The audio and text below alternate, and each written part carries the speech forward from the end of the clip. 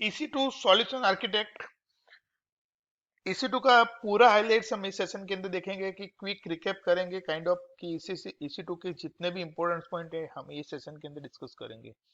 So exam highlights के अंदर क्या क्या रहेगा, तो EC2 इंस्टेंस का जो बिल्ड है बाय डिफॉल्ट सेकंड के हिसाब से होता है। T2 मैक्रो फ्री टायर है, वो आपको फ्री टायर अकाउंट में यूज कर सकते हो, बट उसका एक लिमिटेशन है कि वो 1 साल के लिए फ्री है और उसके टाइम भी फ्री है, टाइम का भी लिमिटेशन कि उतने मैक्सिमम घंटे तक आप यूज कर सकते हो।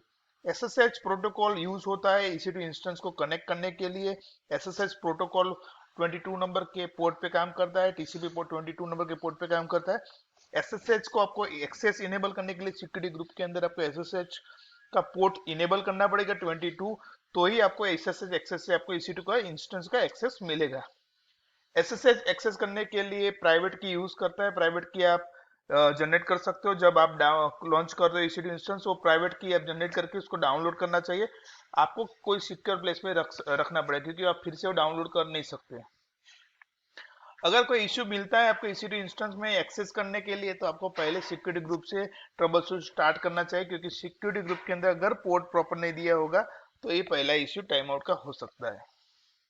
दूसरा क्या है कि SSH की का परमिशन सेट फिक्स है, तो वो याद रखना है। इंटरव्यू क्वेश्चन है कि 0400, ये इंटरव्यू में पूछते हैं कि क्या परमिशन सेट है, तो SSH की का परमिशन सेट 0400 यूज करना चाहिए, और कॉन्फ़िगर करने के लिए आप chmod कमांड यूज कर सकते हो। SSH ग्रुप कॉन्फ़िगर करते हो तो फ्रॉम में अंदर हम नॉर्मली आईपी देते हैं, बट अगर फ्रॉम में आप SSH ग्रुप सिक्योरिटी ग्रुप दूसरा यूज करना चाहते हो तो उसको भी आप as a security group reference दे सकते हो। तो वो सिक्योरिटी ग्रुप जो भी इंस्टेंस में अटैच हुआ होगा वो इंस्टेंस को पूरी एक्सेस मिल जाएगी। तो आप सिक्योरिटी ग्रुप के अंदर आईपी की जगह पे दूसरा सिक्योरिटी ग्रुप का आईडी यूज कर सकते हो।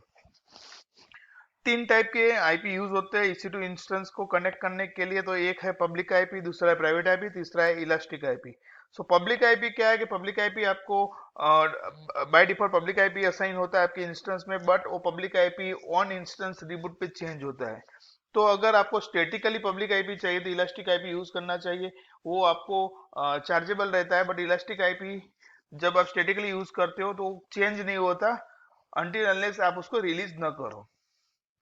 तीसरा IP private IP. Private IP का कम्युनिकेशन इंटरनेट पे नहीं होता, बट प्राइवेट कम्युनिकेशन होता है। तो नॉर्मली डेटाबेस सर्वर और एपीआई सर्वर और कुछ कैचिंग सर्वर हम यूज करते हैं जो प्राइवेट पे इंस्टॉल करते हैं, और वहां पे प्राइवेट टू प्राइवेट कम्युनिकेशन के लिए प्राइवेट आईपी यूज होता है। जब भी इंस्टेंस लॉन्च करते हैं तो हम कॉन्फ़िगरेशन प्री कॉन्फ़िगरेशन यूज करते हैं, यूजर डेटा से करते हैं। तो जो रन होता है स्क्रिप्ट उसको यूजर डेटा बोलते हैं, और प्री कॉन्फ़िगरेशन के लिए हम यूजर डेटा के अंदर स्क्रिप्ट रन करते हैं। जैसे कि मुझे कुछ कॉन्फ़िगरेशन चाहिए, कुछ सॉफ्टवेयर इंस्टॉल करने, या तो नॉर्मली पैकेजेस अपडेट करने, जैसे कि हम अपडेट। तो EC2 इंस्टेंस पे हम वो भी देखा कि कैसे कॉन्फ़िगर करते हैं, अपाचे सर्वर कैसे इंस्टॉल करते हैं प्री कॉन्फ़िगरेशन टाइम पे।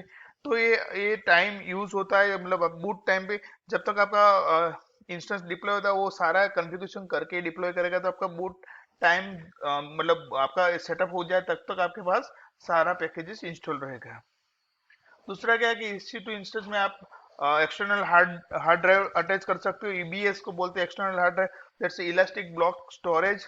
वो परसिस्टेंट डेटा है, बाय डिफॉल्ट जो अटैच होता है वो आप रिबूट और टर्मिनेट पे, सॉरी ऑन टर्मिनेशन पे वो डेटा चला जाता है। रिबूट पे डेटा रहेगा, बट आप जैसे टर्मिनेट करोगे तो सारा डेटा चलाएगा जाएगा। अगर वो प्रॉब्लम सॉल्व करना है तो आप एक्सटर्नल EBS वॉल्यूम अटैच कर सकते हो।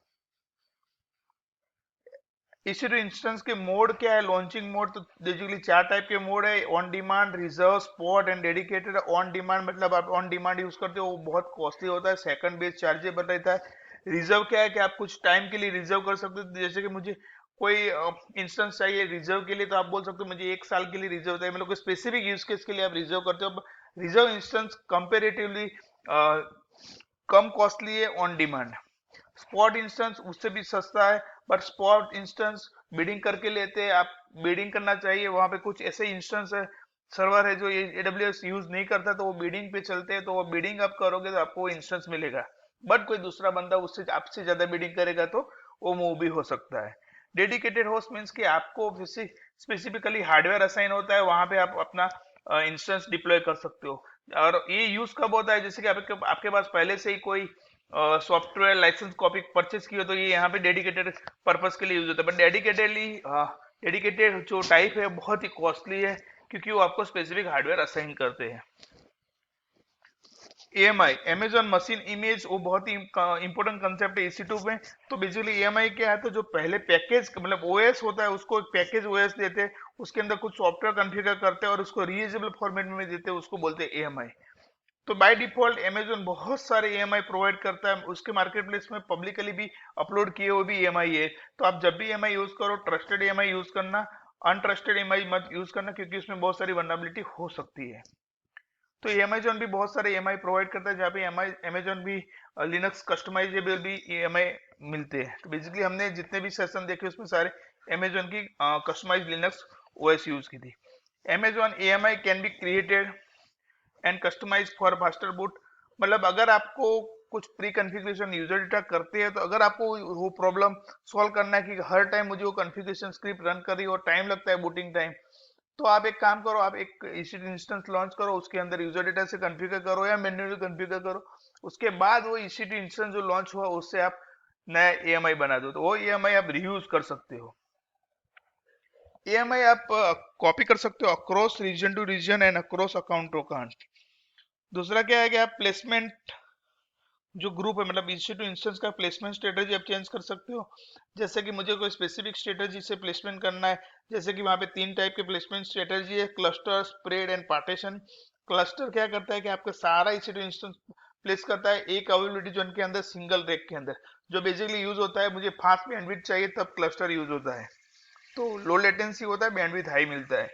स्प्रेड क्या करता है, ऑल अवेलेबिलिटी जोन के अंदर वो स्प्रेड करता है EC2 instance, and each instance जो डिप्लॉय होता है अलग अलग हार्डवेयर पे डिप्लॉय होता है। तो वहां पे फेलियर, इन केस कोई हार्डवेयर फेलियर होता है तो आपका बैकअप वहां पे स्टेबल रहता है।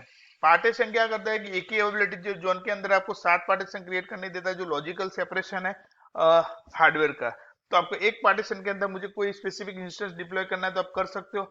ऐसे मैक्सिमम आप 7 पार्टीशन कर सकते हो, पर अवेलेबिलिटी जोन आप 100 इंस्टेंस डिप्लॉय कर सकते हो। तो ये था EC2 का फुल एग्जाम हाइलाइट्स, जो बेसिकली सॉल्यूशन आर्किटेक्चर के एग्जाम के अंदर ये सारे क्वेश्चंस पूछे जाते हैं।